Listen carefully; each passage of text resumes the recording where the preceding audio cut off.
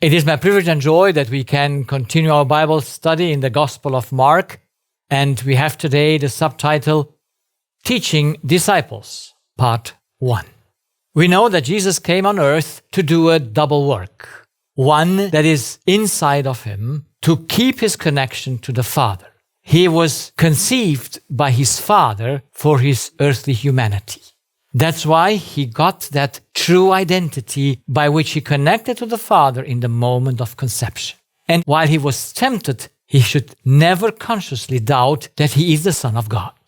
And he was tempted to the uttermost and did not ever doubt whose origin he is, where he comes from. He also inherited the wrong identity from his mother, which he had to do in order to destroy it, because it's an inside issue. He destroyed it in himself, in his life and on the cross. Definitely solved it. And by death and resurrection, he created a new human being, the second Adam, the man that can go again and live in the presence of God. But he also had to do an outside work during this time, and that was to represent the Father and his character. He had to represent the law of love on earth, how heaven functions. Jesus came to explain to us. And then he came to make people aware of their deception. He preached repentance. And he said, believe in the gospel, show them the way out to live a free life. And he also had a task to raise disciples and followers who should continue his work until he would come again. Now, in this presentation and the next one, we will concentrate about Jesus teaching his disciples. And there are two things that basically we need to learn. There are the conditions of discipleship, and then the way of doing discipleship, and also the reward of discipleship. So, the gospel of Christ is a power, it's a dynamite, it's love. But love is not like water or bread, which you can take in without knowing what you take in. Love must be taken in consciously. It must be understood in order to exercise it. No understanding, no possibility to exercise. For this, God gave us the capacity of weighing information up. And we do this because our spirit has fixed needs, and he must fulfill those needs in a process of thinking, of weighing things. God gave us a measure that was once the truth about ourselves, but we all inherit the lie about ourselves, and that is unconscious in our hearts. And then as we grow, we accumulate information that we consider true. And every information we consider true becomes a pre-information when a new information comes along. And since we have to live again and again for new information, it's a never-ending process of learning. We only then take the new information as truth if we have evaluated it. And if we evaluate it as truth, then it becomes a pre-information. And as a pre-information now, it's a measure. It's a measure. So, every new information becomes a pre-information and becomes a measure, because that's how it works. Some time ago came up the idea lifestyle makes you sick. And now for everyone that got that lifestyle makes you sick and thinks that's the truth, when the real truth comes that thoughts make you sick, will reject the idea because they already know what makes you sick. That's lifestyle. So no way to catch them, because they are settled. They cannot understand it. So now Jesus comes with his teaching. It's a new information that is opposite to the external rituals that they believed were crucial. And he comes and says, no, you need to change the heart. The lip service will not function at all. And now he has not an easy way, because they reject him. They reject his message because it did not correspond. It's preconceived measures that they already have set to be true. So they could not take it. These days I had a 35-year-old lady, and she is a patient, and she says, I have nothing, I don't know nothing about God, about Jesus and all this. I'm not familiar with religion. So she wanted to use that like an excuse that she cannot understand what I say. Or she was frustrated because she said, it makes sense what you tell me, but I don't know how to put it into practice. But I said, it's just by faith possible. And faith has no practical, how can I say, steps you get to go through. It's just in the mind. And so I said, well, that's good that you have no pre-information about God and Jesus and the Bible, because now you can start in reality without needing to put those things away first. Because if people have to put this away first, it's very hard for them to come to the truth. So when Jesus took his disciples to train them, he had to overcome their preconceived ideas. And this is why he brought to them in a conscious way the unchanging standard, which is not dependent on prior information. He explained to them the spiritual compass, the key of understanding, and that is the law and the way we humans are made and how we function and what's wrong with us. This Jesus had to bring to his disciples. Easy? Not really easy, because they were full in their own way to understand. But Jesus is good. In Mark 8 from verse 22, we go a little bit to see that Jesus tries to help his disciples to understand the truth about themselves. You see, people want to know the truth about God, but they don't know that. How can you know God if you don't know yourself first? So, when Jesus started and called his 12 disciples, he started to teach them.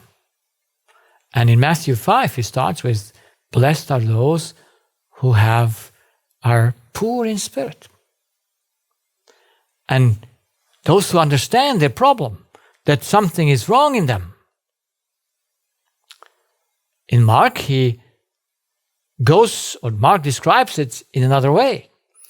It's more a practical way that he explains to them their blindness. And that is starting with this man who was blind. And I believe he was born blind, because it sounds very familiar to the same man that we find in John chapter 9.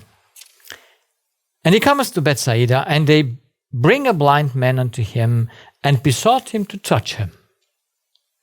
And he took the blind man by the hand, and led him out of the town.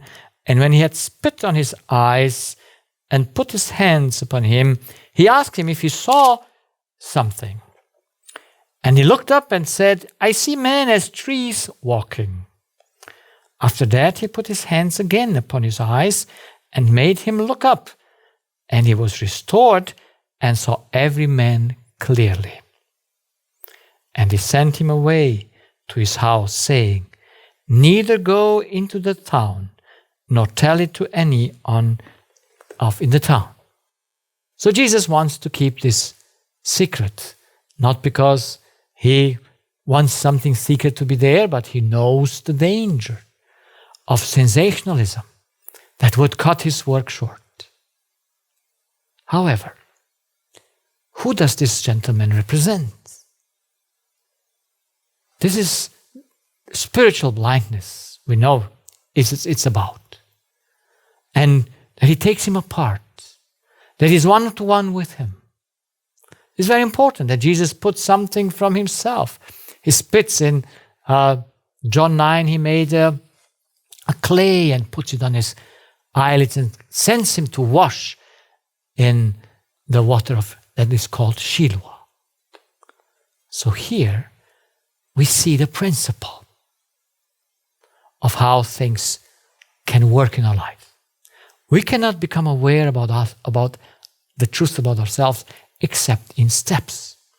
When I see back after my conversion and God took me into his school in the practice, he started to bring knowledge to me. I had no idea about the human being. I had no idea what makes us sick. So he started with things that I said, it's thoughts, it's about love, it's about relationship. And it took 2.5 years until I said, for sure, it's the lack of love that makes us sick. So it took a while. I saw things, but I saw them like trees. And now, in 20 years, the picture became clearer. So that right now there's not only the presentations, but also a little booklet that can picture the things more clear. And of course, it's never totally complete, so that which I want it to be, it always needs to be added, and I hope we will get more and clearer. Not that the picture is changing. The picture is the same, but it becomes clearer in our understanding. And that's so important. And as God has taught me about how the human being functions, He helped me to see myself and the deep deception of my heart. To see what's wrong in me so that I can give it up. So, what is this blindness that Jesus speaks about? In the context, we read from verse 27, and Jesus went out and his disciples into the towns of Caesarea Philippi. And by the way, he asked his disciples, saying unto them, whom do men say that I am? Is Jesus interested what men think about him? Some might think, let's see, Jesus was interested. Well, did he not know it? John says he knows everything that is in man. No, he wanted to make the disciples aware. Who do you believe I am? And Peter answers very strong. And he says, you are the Christ. Wow. And Jesus says in another gospel, this truth has been revealed not by human, but by my Father in heaven. But what is the Christ? And he tells them not to tell. Why not? Why not to tell that he's the Christ? Why not shouting before and going with trumpet and saying, this is the Messiah?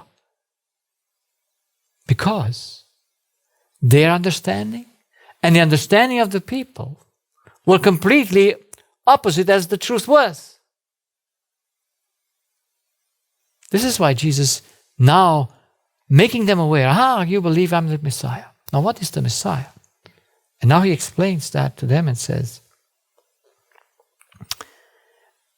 from verse 31, and he began to teach them that the Son of Man must suffer many things and be rejected of the elders and of the chief priests and scribes and be killed after 3 days rise again. And he spake that saying openly. So he just told them, look, this is my future. And Peter took him and began to rebuke him. So he took him aside. Peter is a very practical person. But when he had turned about and looked unto his disciples, he rebuked Peter, saying, get thee behind me, Satan, for thou savorest not the things that be of God, but the things that be of men. Is anyone wanted to suffer? Did they have the impression, did they have the clear understanding, the Christ, the Messiah, the promised one, from all the old prophets and from Moses, the promised one now comes and look who he is. He should die and resurrect, should be rejected by the elders. I thought that the Messiah will come and the elders will accept him. He will be put on the throne of Israel. Isn't it amazing today the people expect the same thing? They expect the same situation, that they have an earthly Messiah, an earthly king, an earthly 1,000 years of peace. What a deception. Nothing changed. It's the same. But those today, they have rejected the real Christ, the one that came to suffer. Because without suffering, that evil nature could not be seen and eliminated. So now he calls the people around. And when he had called the people unto him, with his disciples also, so they all must be present, he said unto them, whosoever will come after me, let him deny himself and take up his cross and follow me. What is denying himself? I have this day a mother, 35 years old, and she has a daughter, 4 years old. And she's an actress, and she likes her job. But now she put it aside for the sake of the child. But now, after 4 years, she's not very happy. And she wants to go back to work and wants some parts of it should take over by the father. And so I tell her, I say, look, you can live without your child. No worries. But your child is not being able to live without you because you are his love source. And he needs a mother that is altruist, that is selfless, that gives up her life.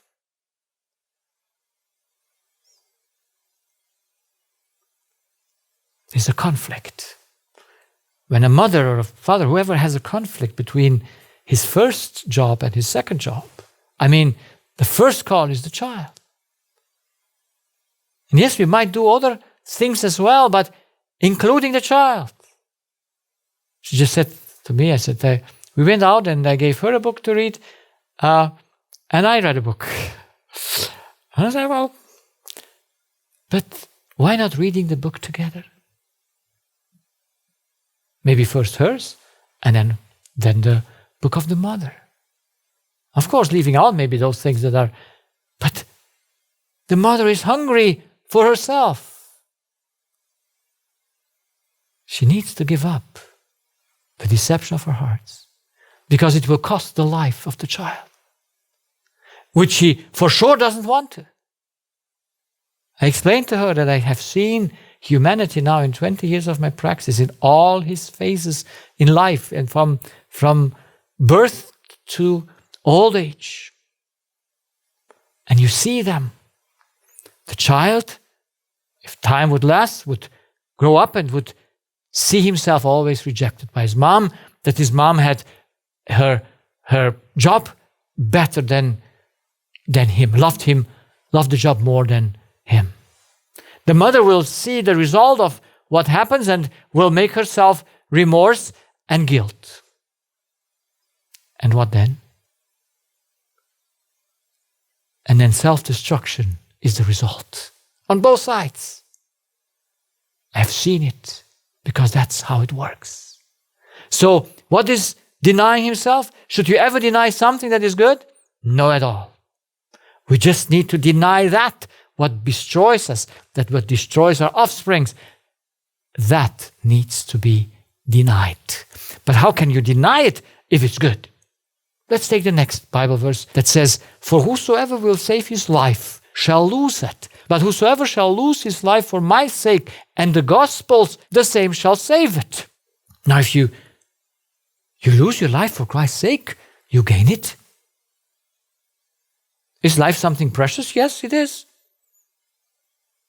And if I want to keep it, I have no need to give it up. But the only way to save it is to give it. That's hard to understand. Because we rather keep it than give it. We have not understood the law that nothing was created for itself. And in this terrible situation in which we are, the only way to be saved is to give up life for yourself. Self-denial is nothing else than giving up death and enter into life.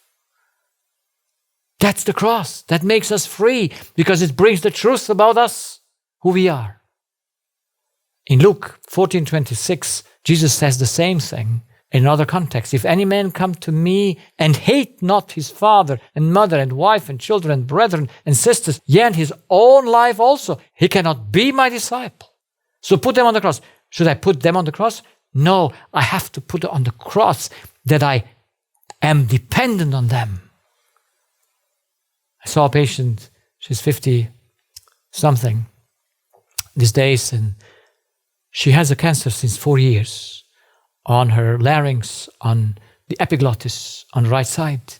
And she did some therapies, local chemos, and so on. And now after 4 years, a few months ago, the voice changed, and for 2 years, no one has looked into her throat to see the larynx. And so she comes passing by and says, my voice changed. And she said, I made my last consult, but not looking into by an endoscopy, because she didn't like that. I mean, evidently that the one that did it before was not so pleasant for her. And so she didn't want me to look into it. I said, I have to look into it because what my eye sees, I know. And I said, there will be no problem. And there was no problem the way I looked to her and did the endoscopy. And I saw that the tumor was growing there on the epiglottis and took a big part of it, maybe almost the whole. And now, the lady was shocked because she believed that things went well. Now why is she sick? Why is this thing growing there in her throat? It's a little thing. But if you cut it away, then the swallow will be difficult. And then you eat in your lung instead in your stomach. And she's afraid of any intervention, which is normal. But whatever intervention would be needed, she needs to change the cause of it. And it means to deny herself, because she has great remorse for what she has done. She has 3 boys. And she says, I was a failure several times in my life towards my children. Well, if you're a God, then you judge yourself. And then you're lost. But why does she do all those things? Because she believes she has herself a loss through that what she did. Because she lives for herself. She's not aware of that deep deception. So will she be unhappy if by this suffering she will have entered heaven? Will be unhappy?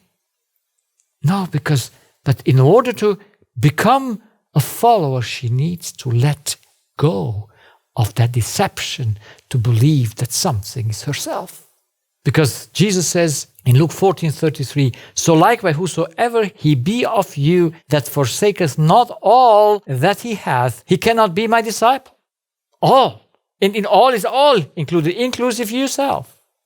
You have to forsake. You have to see that nothing is yours. Like Job was very clear in his mind. Naked I came and naked I go. God gave and God took. The name of the Lord shall be praised. There is nothing mine. There is nothing that I can cling to say that it's mine. That's not existence. It's not my child. It's not my life.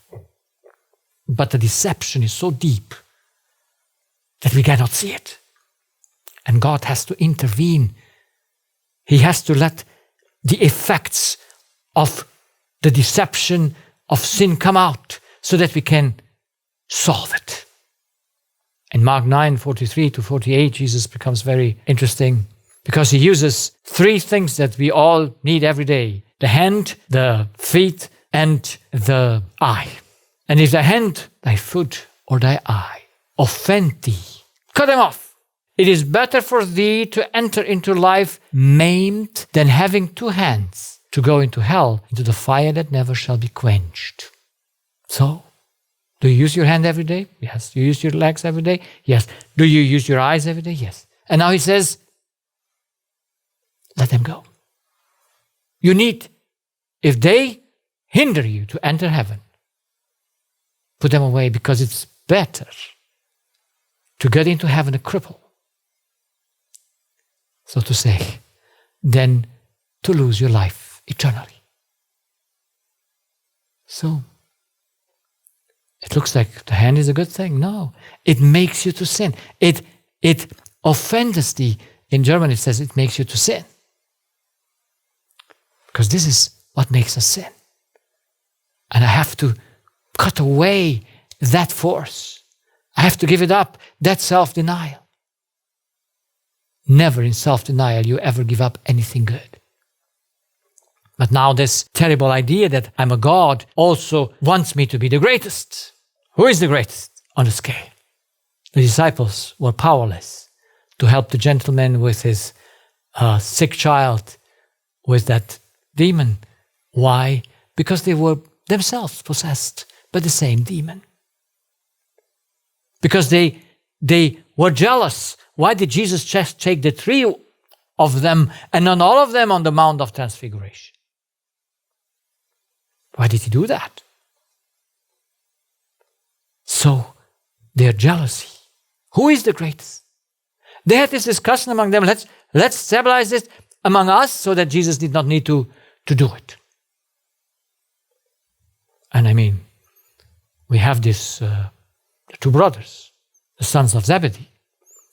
In another gospel it says their mother comes and asks the same. But here Mark describes that they come and ask, well, probably their mother, and they were united in this things that they should be granted to be on the right side and the left side of Jesus. No, at least they came directly and challenged him and said, can you manage that? Because look, there's my sons, they're the best one, and one on the right side and on the left side, and your kingdom will be okay. Who is the greatest? They had no idea what was in their hearts. That's why only when their eyes were opened after the resurrection, they could see the problem. So he sat down and called the 12 and said unto them, if any man desire to be first, the same shall be last of all and servant of all. Is that clear? So if you want to be first, go in the back. And serve, because a servant is the greatest. Jesus came to serve, not to be served. Where comes all these things? What do I need to give up? What is self-denial? It's nothing else than to put on the cross that terrible deception. But how can you put it on the cross if you don't see it? Jesus takes a child and he asked them to become like a child. And especially, there's another thing that he adds to that story, and that I want to ask, to not rule over others. If you're a child, you won't rule over others. If you're a child in reality. Verse 38, Mark 9. And John answered them, saying, Master, we saw one casting out devils in thy name, and he followeth not us, and we forbade him, because he followeth not us. What does Jesus say? But Jesus said, forbid him not, for there is no man which shall do a miracle in my name that can lightly speak evil of me. For he that is not against us is on our part. There's only these 2 ways to seek him. For he that is not against us is on our part. It's either or. So a disciple of Christ will not hinder anyone to work for Christ, even though he's not on the same page with him. That's very hard for us as controllers of the truth over others. We want to forbid who has not to say something good. It was not so with Jesus. Who is not against us is for us. That's the truth. So, we saw the conditions that are there in the Bible for becoming a disciple of Jesus. It is to give up the deception. That does not go without suffering, because without suffering we would never see the depth of our deep, deep deception. God needs to use those means to help us see it in order to go to the cross and leave it there and become free. It's the understanding that I am a child of God. The understanding that I am there to serve, not to be served. That my life is there to be given, not to be kept. That there is nothing that I can call my own, but everything is God's. So do we agree to that?